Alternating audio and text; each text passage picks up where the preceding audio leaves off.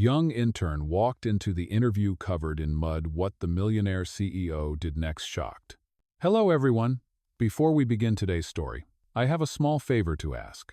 Please hit subscribe and turn on the notification bell so you never miss our channel's new videos. It's quick, free, and the best way to support us in bringing you more dramatic stories. Your support means the world to us. Where are you watching from? Drop your city or country in the comments below. Thank you very much. Now, let's get back to our main character. The rain hadn't stopped since dawn, and by the time Lena Carter reached the towering glass building of Hendricks Group, she looked nothing like the confident intern she had imagined she'd be. Her hair was soaked, her blazer clung to her shoulders, and mud streaked the hem of her skirt. The security guard at the lobby gave her a sympathetic look as she wiped her shoes on the edge of the welcome mat, but the sound of her wet sneakers against the marble floor echoed louder than her heartbeat. She checked her watch, 9:10 a.m., 10 minutes late. "Please, not today," she whispered under her breath, clutching her folder close to her chest. Inside that folder were her resume, a few sketches, and her one shot at a better life. Her father's voice from last night still played in her head, rough from years of driving a cab. "You've got this, baby.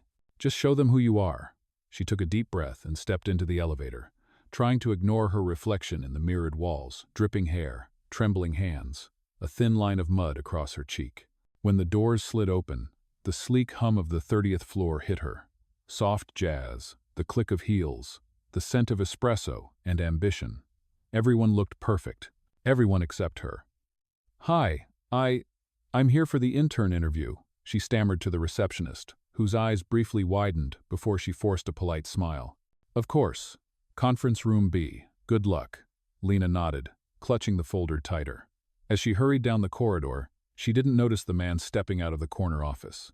Tall, composed, in a charcoal suit, his gaze followed her, a trail of dripping rain behind her every step. Ethan Hendricks had seen hundreds of interns come and go, all polished, rehearsed, terrified of saying the wrong thing. But this one, mud-splattered, breathless, clearly mortified, stopped him in his tracks. Something about her felt disarmingly real. He watched her pause outside the glass door, pat her hair, and whisper, "You can do this." She took one steadying breath and went in. From inside, muffled laughter rippled through the panel as the executives turned to see her.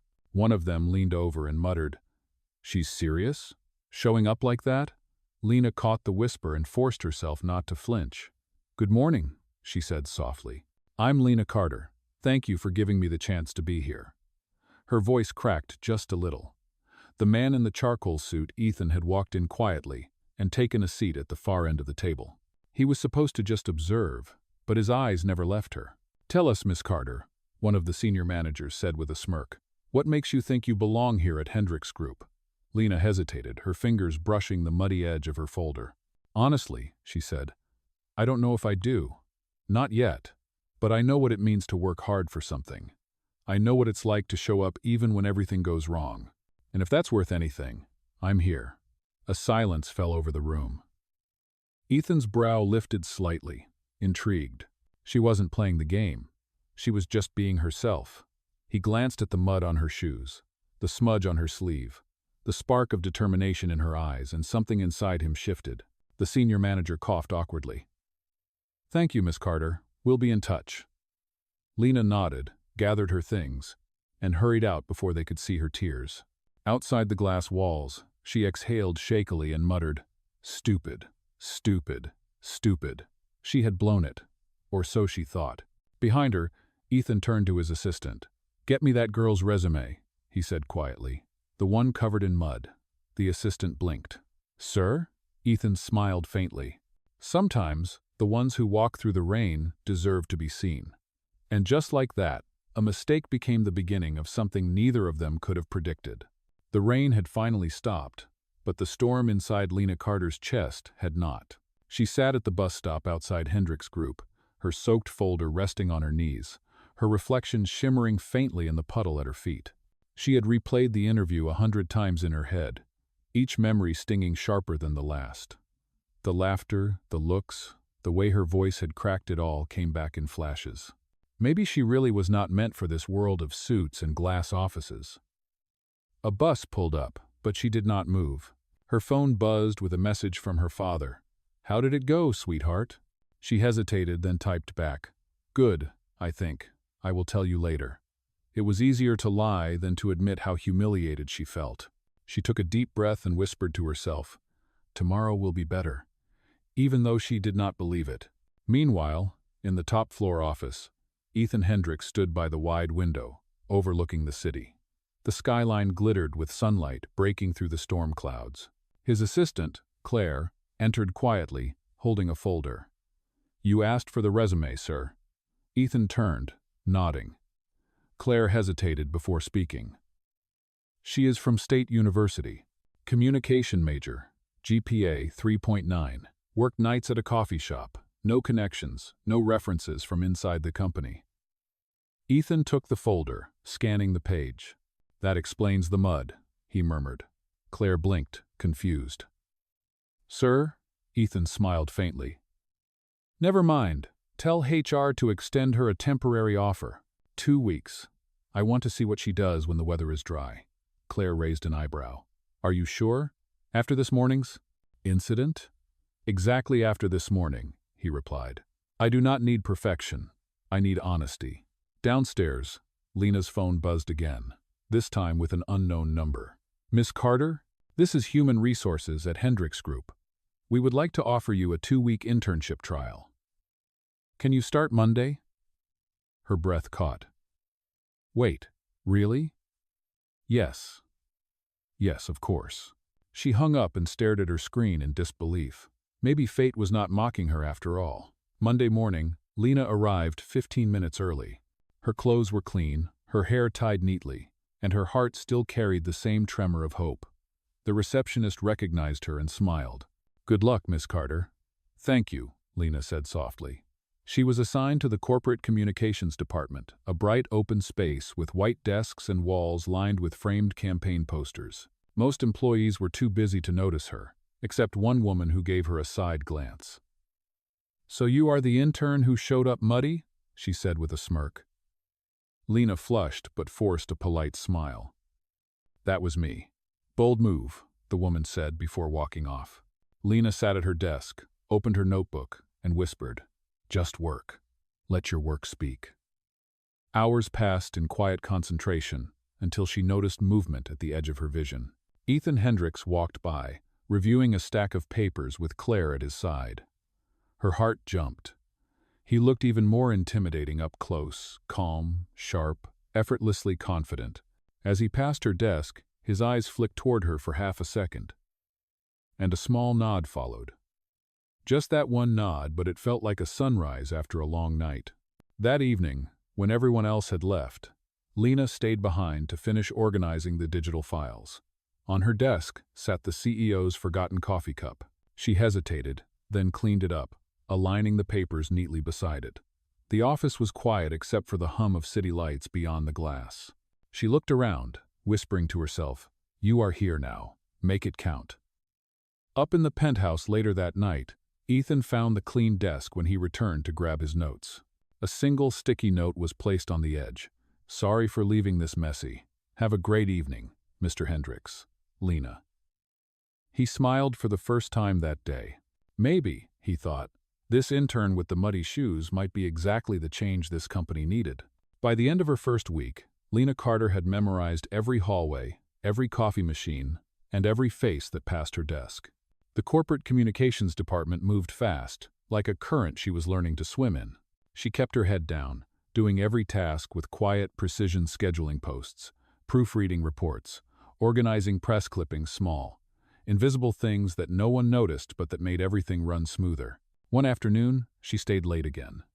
The office lights dimmed automatically after 7 p.m., bathing the room in a soft amber glow. Her stomach growled, but she ignored it. Across the room, she noticed a framed quote on the wall. "Leadership is not about being seen, it is about seeing others." She smiled faintly.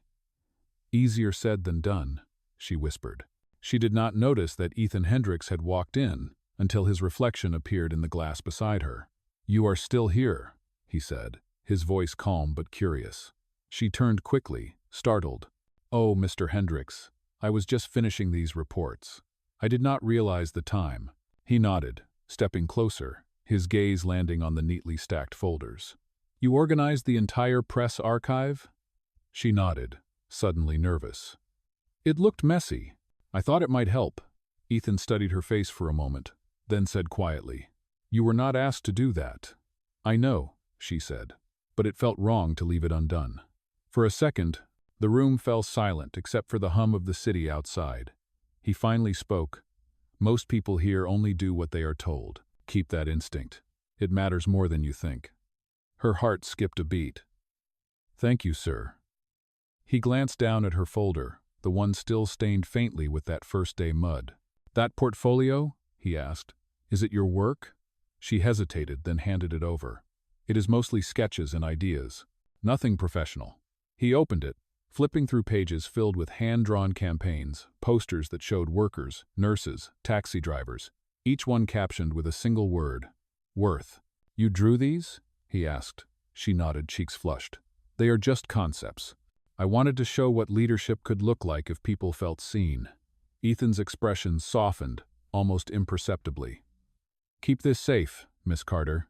You might need it sooner than you think. The next morning, she found a handwritten note on her desk. Meeting at 10 a.m. Bring your ideas. Signed, E.H. Her stomach fluttered. She arrived early, clutching her portfolio, and found herself standing in a sleek boardroom surrounded by senior managers. They glanced at her with mild confusion. Ethan entered last, his presence quiet but commanding. This, he said, gesturing toward Lena, is Miss Carter. She has an idea worth hearing. Her palms were damp as she stepped forward. I was thinking about a campaign that highlights the people behind the company, the janitors, the assistants, the interns, the ones no one sees but who make everything work. One of the executives chuckled. That is not exactly luxury branding. Ethan's gaze flicked to him sharply. Maybe luxury has been misdefined, he said evenly. The room fell quiet. Lena continued, her voice steadier now. If people saw the heart behind the brand, maybe they would trust it more. People connect with humanity, not logos. When she finished, silence filled the room again, thicker this time. Ethan leaned back in his chair, a faint smile touching his lips. Thank you, Miss Carter. That was refreshing. As the meeting ended, a few colleagues murmured polite compliments. But one woman whispered as they left, She is trying too hard to impress him. Lena heard it but said nothing. She walked back to her desk, her chest tight, trying to push away the sting of judgment. That evening, as she packed her bag, Ethan passed by her again. Ignore the noise, he said softly, not breaking stride. People only whisper about those who make them think. She froze for a moment, stunned that he had even noticed. When she looked up again, he was already gone, leaving behind a silence filled with something new possibility. 2 weeks passed faster than Lena Carter could have imagined. The initial fear that had wrapped around her like a heavy coat began to fade, replaced by focus and quiet determination. Every morning, she arrived before sunrise, and every evening, she left long after the lights dimmed. People started to notice, though not always kindly. Whispers trailed her like shadows, words like teacher's pet and CEO's favorite. She pretended not to hear, even when they hurt. What mattered was the work. Ethan Hendricks had assigned her to assist with the company's upcoming charity gala, a high-profile event meant to highlight corporate responsibility. Lena spent hours organizing donation data, coordinating logistics, and drafting speeches that no one might even read. She did it all with care, because it felt like more than a job, it felt like purpose. One evening, while she reviewed the seating chart alone, a familiar voice interrupted her thoughts. You forgot someone. She looked up to see Ethan standing by the door, jacket off, sleeves rolled, the faintest smile tugging at his lips. You should go home, Mr. Hendricks, she said. It is almost midnight. So should you, he replied, walking over. He glanced at the chart spread across the table. Where am I sitting? She pointed to the center table. Front and center, of course. He raised an eyebrow. And you? Back row, staff section, she said lightly. Close enough to the exit in case I mess something up. Ethan studied her face for a long moment. You will not. I have seen how hard you work. Hard work does not always equal belonging, she murmured. He tilted his head slightly, sensing the weight behind her words. You think you do not belong here? I think people like me are just visitors in places like this, she said, looking down. We come in, clean up the mess, and leave before the lights come on. For a moment, Ethan said nothing. Then he picked up one of her sketches from the table, the one with the word worth, beneath a janitor holding a broom. You belong more than most of them, he said quietly. Her heart thudded painfully in her chest. You should get some sleep, Miss Carter. Big night tomorrow. As he left, she whispered to herself. He said, You belong. The next evening, the gala unfolded in a glittering ballroom filled with crystal chandeliers and the hum of soft music. Lena stood near the registration table, clipboard in hand, watching guests in gowns and tuxedos glide across the floor. Every smile felt rehearsed, every laugh too polished. When Ethan walked in, the room seemed to shift. Cameras flashed. He greeted donors with calm charm, his composure unshakable. But when his eyes found Lena at the back of the room, something softened in his expression. She quickly looked away, focusing on her list. Midway through the event, Ethan took the stage to deliver his speech.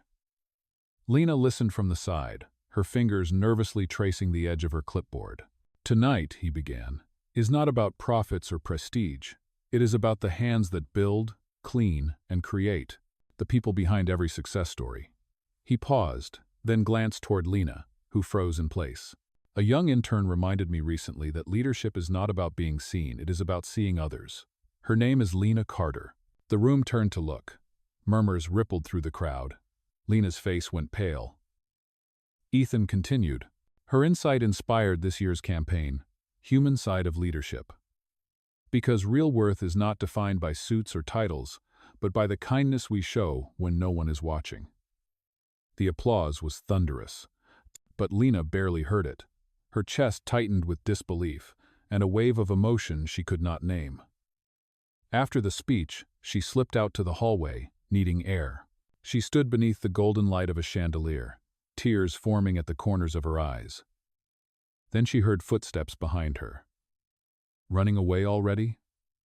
Ethan's voice was calm, almost teasing.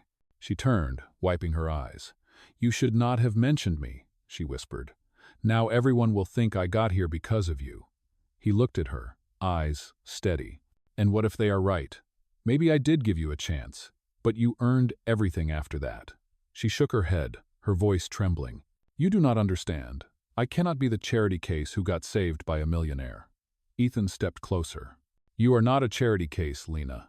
You are the reason this company remembered what it stands for. The tension between them hung thick in the air. She wanted to believe him. She wanted to trust that it was real. But fear was louder. I need to go, she said, turning away before he could see her tears. As the ballroom music drifted through the doors, Ethan stood alone in the hallway, watching her leave mud, courage, and all. The following Monday, the office was colder than usual, or maybe it just felt that way to Lena Carter. After the gala, word had spread faster than wildfire. People stopped talking when she entered a room. Some smiled politely, others whispered behind their coffee cups. She could feel the judgment pressing down on her like a weight she could not shake off. Every compliment now sounded like mockery. Guess it pays to catch the CEO's attention. One of the assistants muttered just loud enough for her to hear. Lena clenched her jaw and kept walking. At her desk, she found a small white envelope with her name written in neat handwriting. Inside was a note that read, Thank you for believing in something bigger. E. She stared at it for a long time, unsure if it comforted her or made things worse. By noon, she could no longer focus. Her inbox was full, her hands trembling slightly. She walked out to the terrace for some air. The skyline of New York stretched before her, golden in the afternoon light. You wanted to be seen, she whispered, and now look what happened. Her phone buzzed with a message from her father again. Proud of you, sweetheart. Saw you in the article. Mom would be too. Tears stung her eyes, but pride and shame fought inside her until she could not tell which one hurt more. Behind her, the terrace door opened. Ethan Hendricks stepped out quietly, holding 2 cups of coffee. You look like you could use one, he said. She turned quickly, startled. Mr. Hendricks, you should not be here. People already think. People always think. He interrupted gently, handing her the cup. Let them. She hesitated, then took it. Why did you mention me in your speech? She asked after a moment. You did not have to. Because you reminded me why I built this company, he said. I forgot somewhere along the way. You helped me remember. She looked at him, searching for the catch, the agenda, the hidden motive. I did not mean to cause trouble, she said quietly. You did not. The truth just makes people uncomfortable. For a brief moment, silence settled between them, the kind that feels heavy but somehow safe. Then the door opened again. Claire, the assistant, appeared. Sir, the board is asking for you. There is some concern about the gala speech.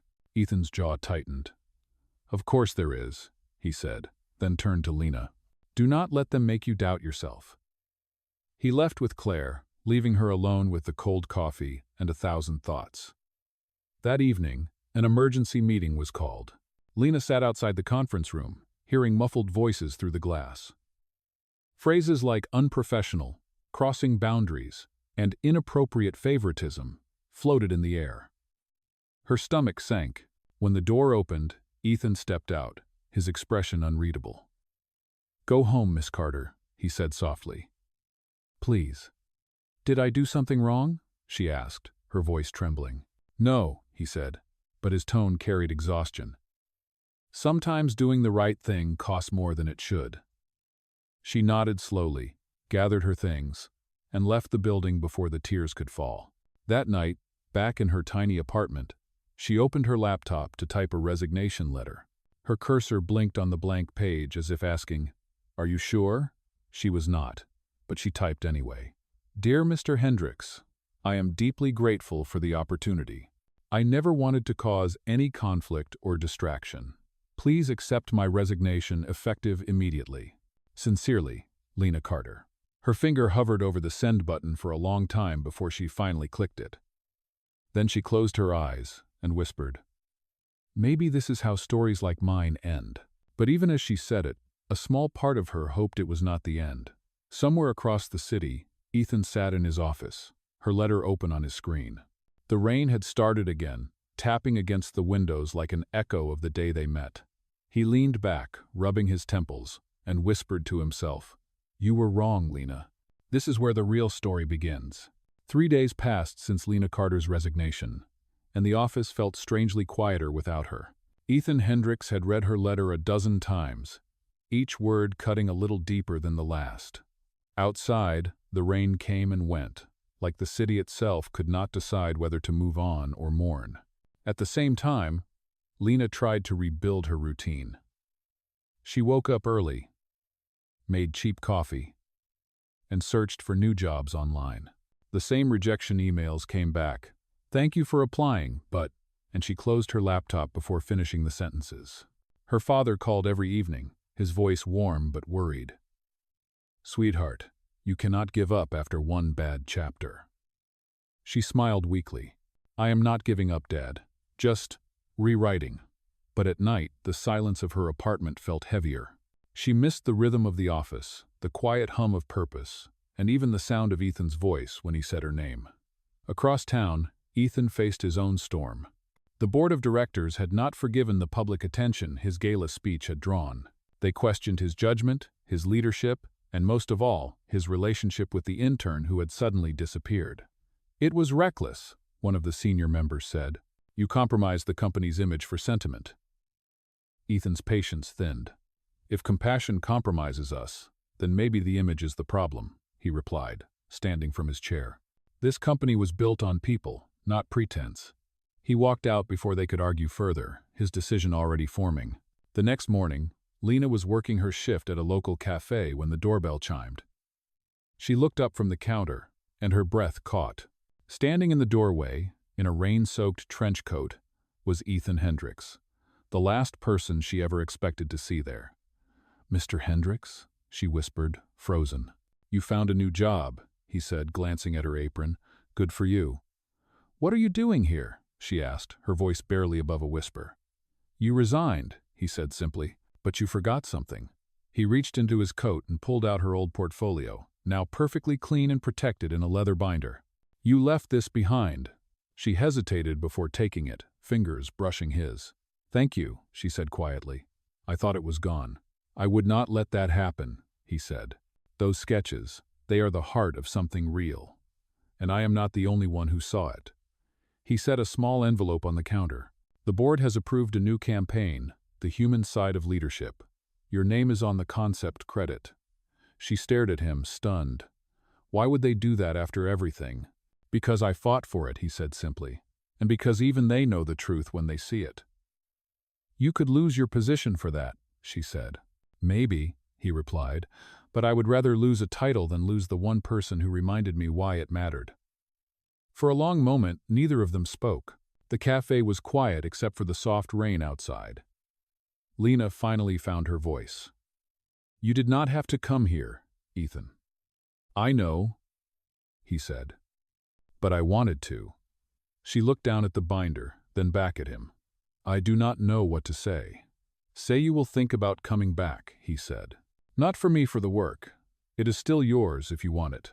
She smiled faintly, her eyes glistening. "I will think about it."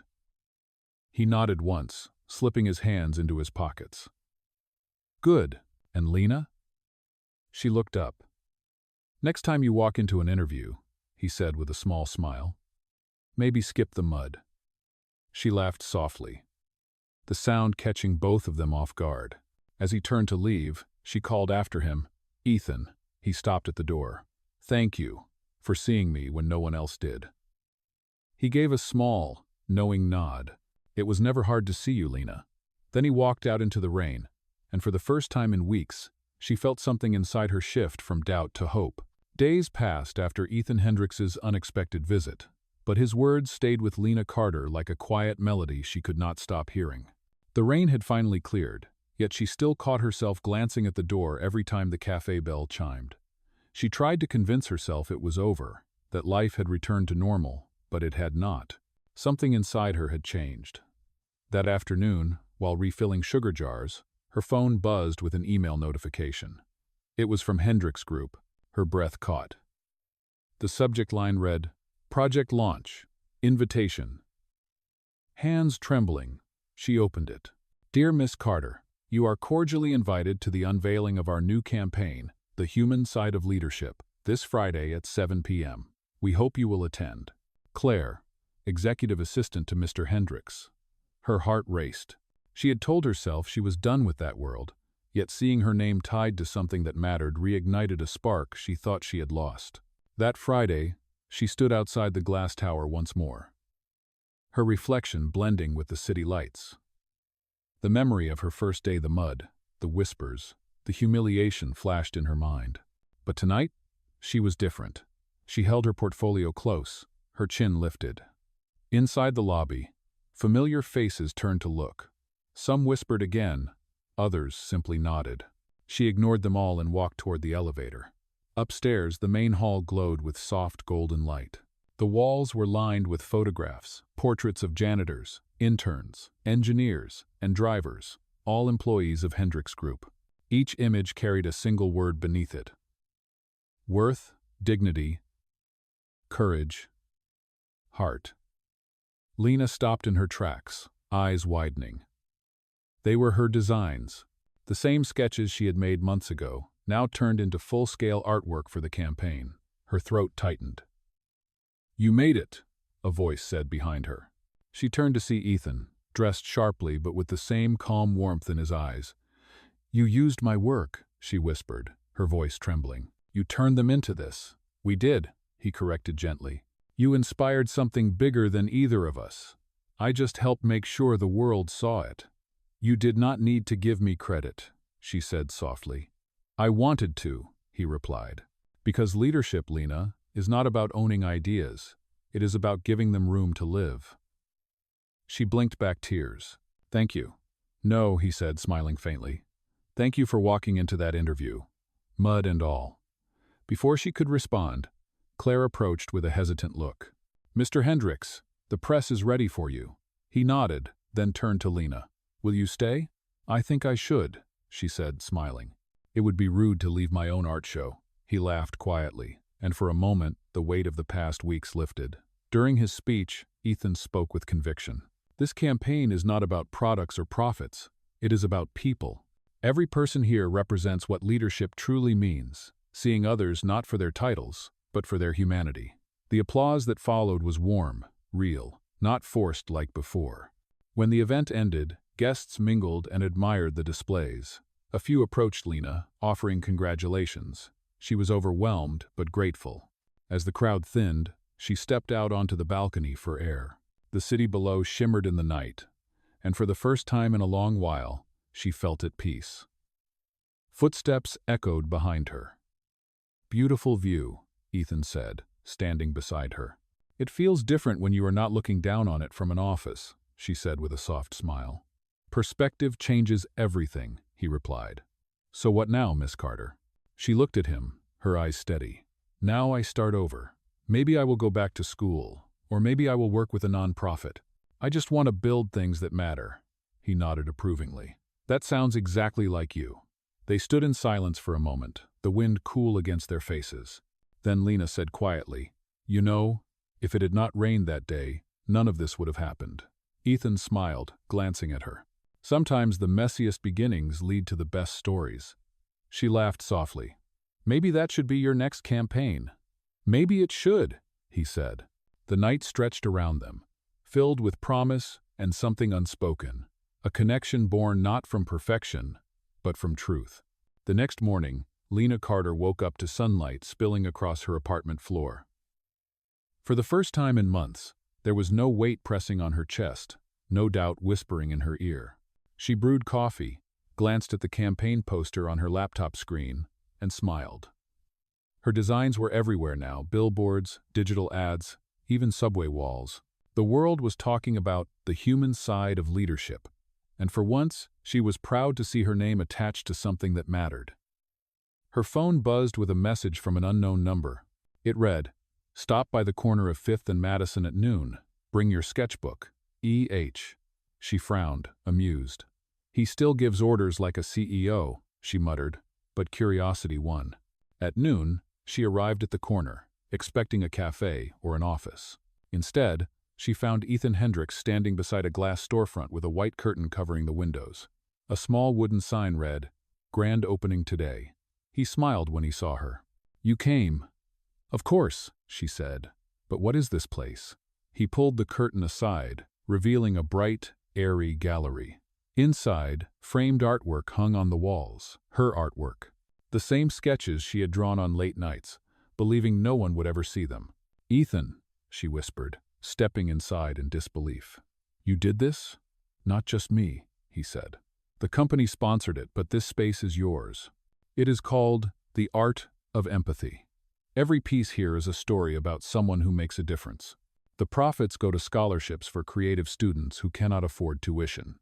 Her hands flew to her mouth, tears threatening to spill. "You remembered," she said softly. "You said once you wanted to open a studio where kindness could be seen," he replied. "Consider this your first one." She turned slowly, taking it all in the lights. The visitors already filing through the door, the little sign by the entrance that read, "Founder, Lena Carter." "Ethan, I do not even know what to say," she murmured. "Then do not say anything," he said gently. "Just promise me one thing, keep creating. The world needs more of what you see." She wiped her eyes, laughing through tears. "You are impossible, you know that?" "So I have been told," he said, smiling. The day passed like a dream. Reporters came, cameras flashed, and visitors stopped to admire her art. When the last guest left, the gallery grew quiet again. Lena stood by the largest piece in the room, a drawing of a woman walking through the rain with the word courage written beneath it. "That was you," Ethan said softly, joining her side. "The day you walked into that building covered in mud, everyone else saw a mistake. I saw courage." She looked up at him, her voice barely a whisper. "You changed my life." He shook his head. "No, Lena, you changed mine. You reminded me that leadership is not about control, it is about connection." Silence filled the room, heavy with emotion. She reached into her bag, pulled out the old handkerchief he had given her that first day, and smiled. "You gave this to me when I was a mess," she said. Now it feels like everything came full circle. He took the handkerchief from her hand, folded it neatly, and said, "Then let me return the favor." From his pocket, he took out a small box and opened it, a simple silver bracelet engraved with the words, "Worth, Courage, Heart." Her breath caught. "Ethan, it is not a gift," he said softly. "It is a reminder of who you are and what you have built."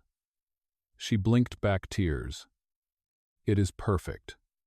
"So are you," he said, his voice low and sincere.